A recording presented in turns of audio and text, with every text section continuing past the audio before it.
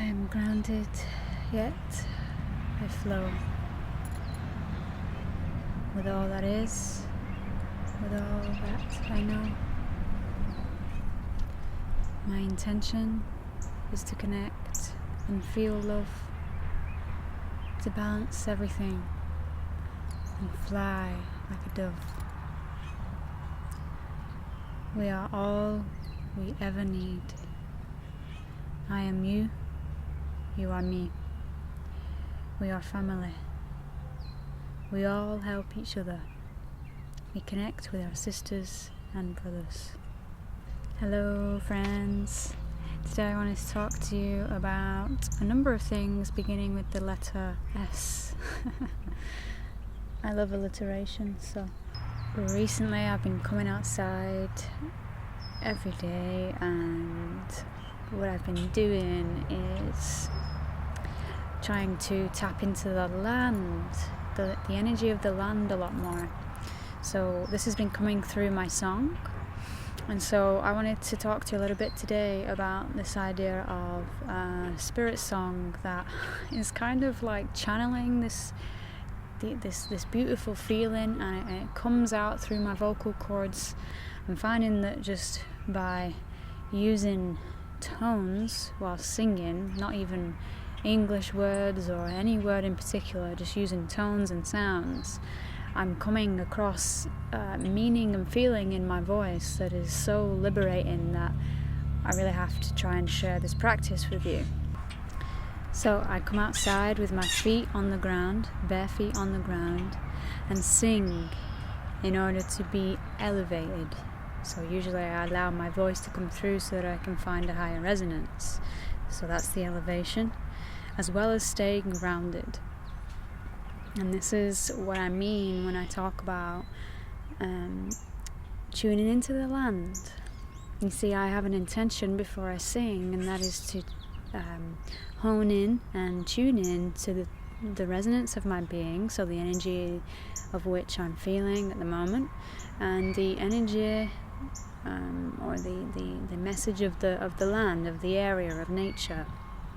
And it's different every time. Sometimes it comes through in just words which are English words, and they make sense and they rhyme and they sound awesome, and other times they come through in just sounds, kind of like just using the alphabet, the sounds of the alphabet, and turning it into a song.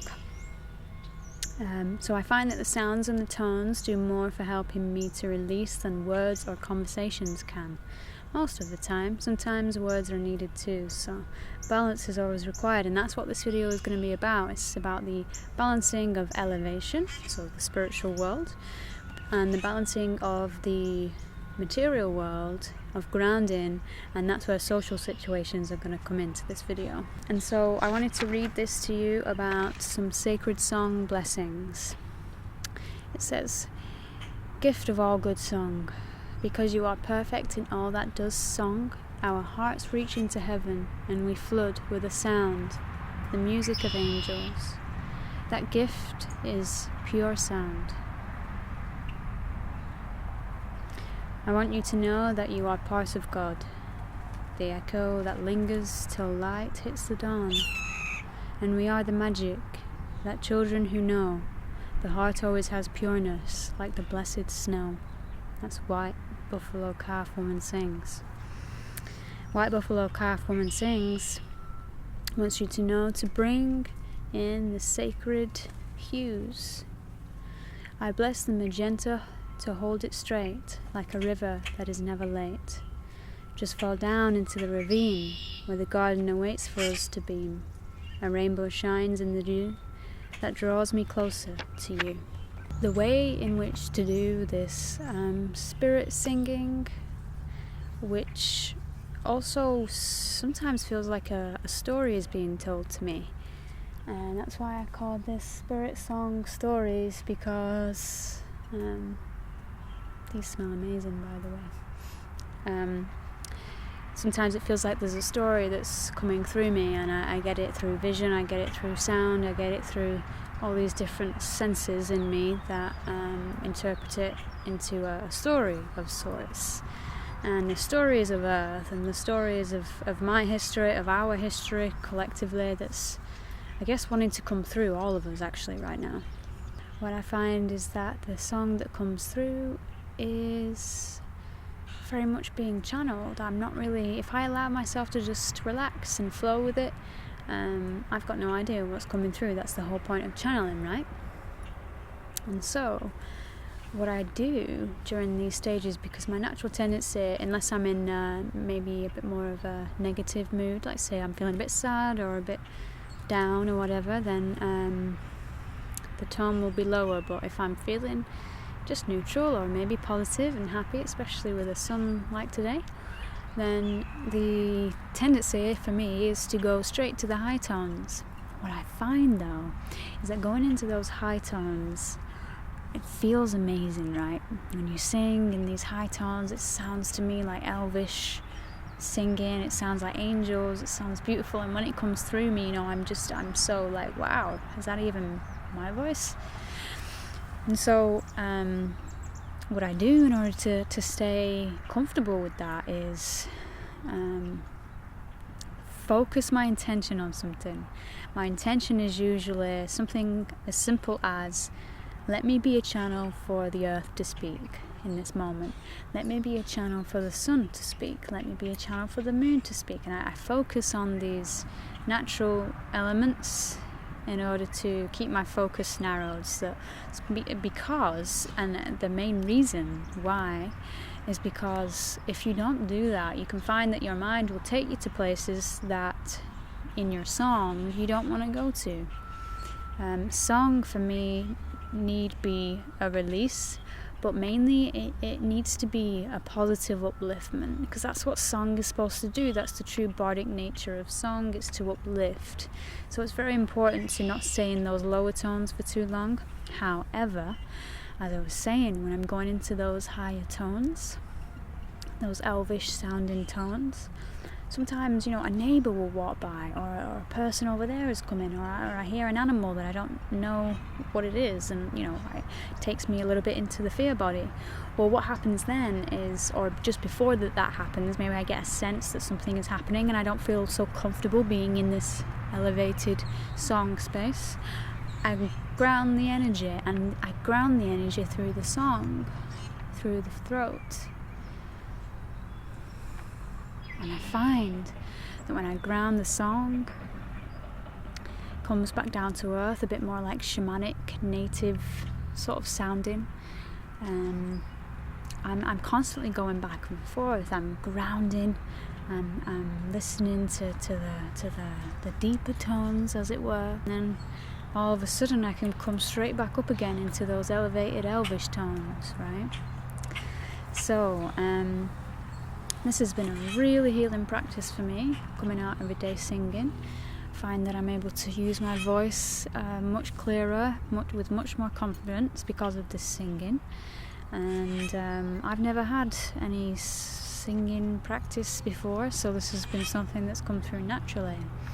And I find that it links me into my next point, which is how to think about the benefits of social situations. If you're like me and you like to be alone in nature, you'll find that it's where your safe haven is, and you like it quiet. I like it quiet. I like to be at peace with the birds and with the animals, but life is always going to come to you, especially if you're a light worker on this planet. Life is always going to come to you, and so you've always got to have that balanced, elevated life, paired with the wherewithal and the awareness of how to deal with the real world when it comes at you. So when it comes to social situations, I always kind of don't really look forward to them that much. That's mainly been my experience over the years. I kind of see them as more of a chore sometimes than I do fun. So I've rewired this actually. I've found a way to think about social gatherings, social situations as something else. So I'm going to talk to you about those now. So the benefits of social situations are like that of befriending a chickadee. I was writing these notes down a few days ago.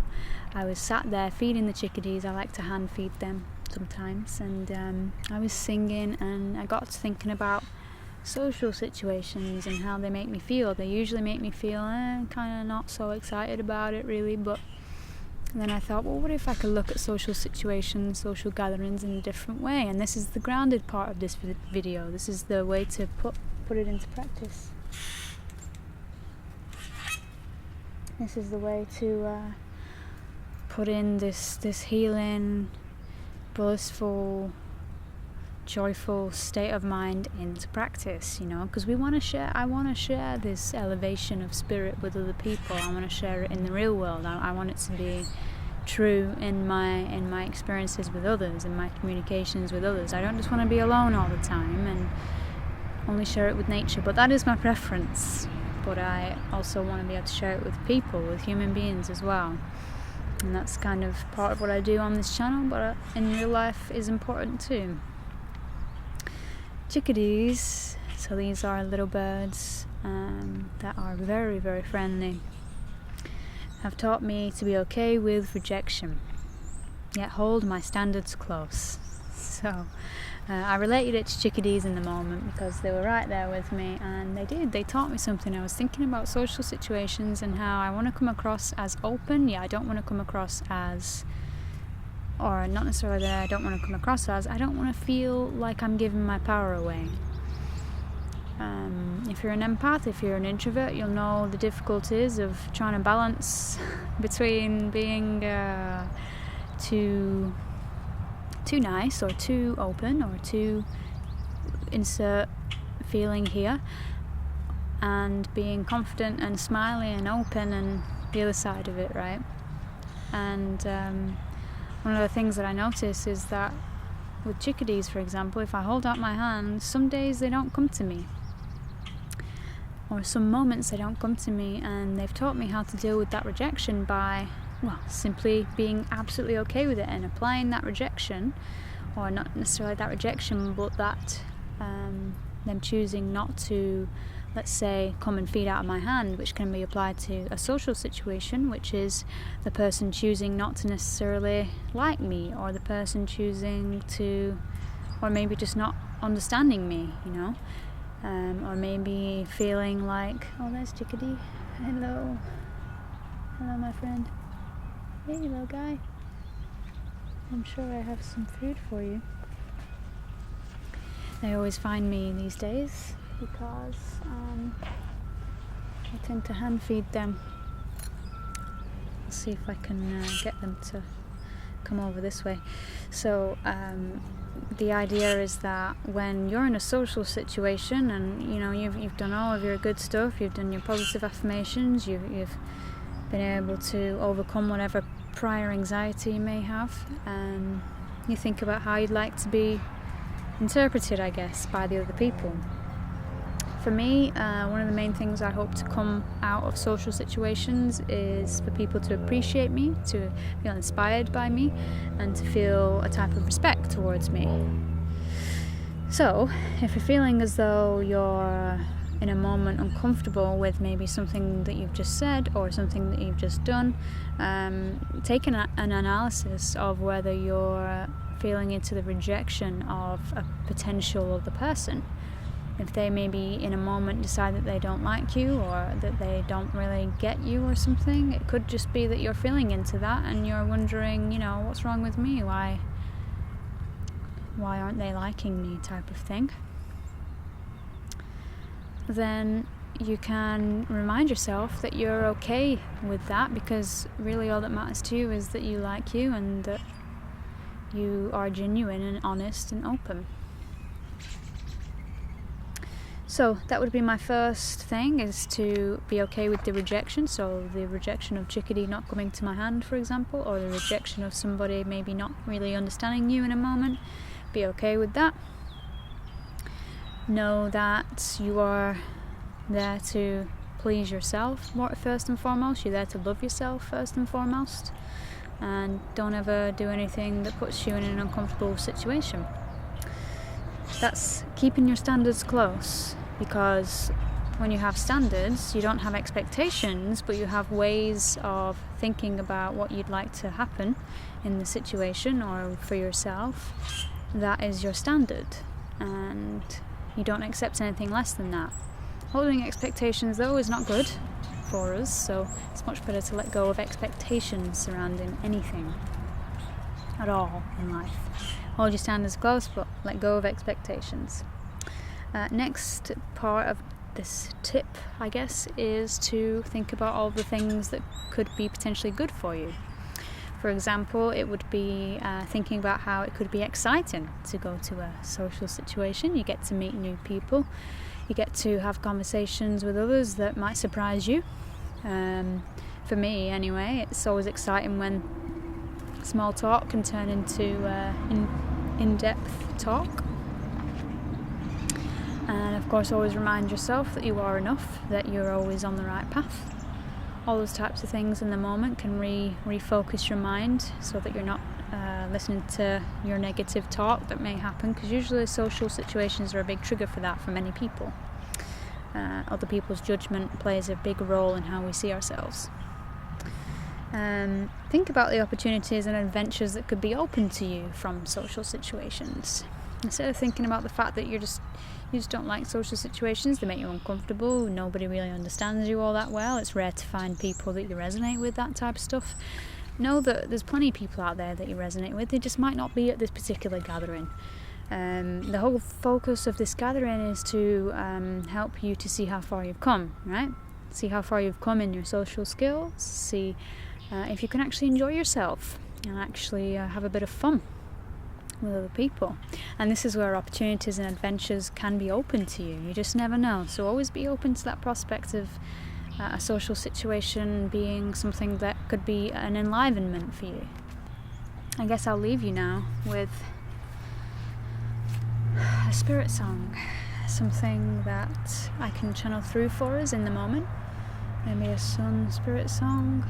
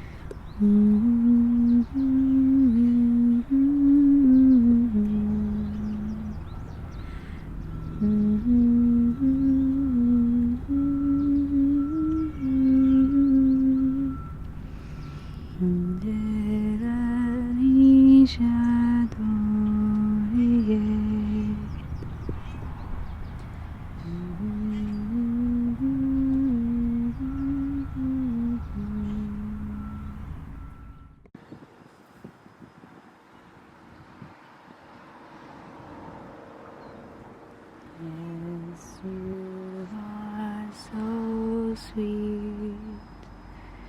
Da da da da da dum.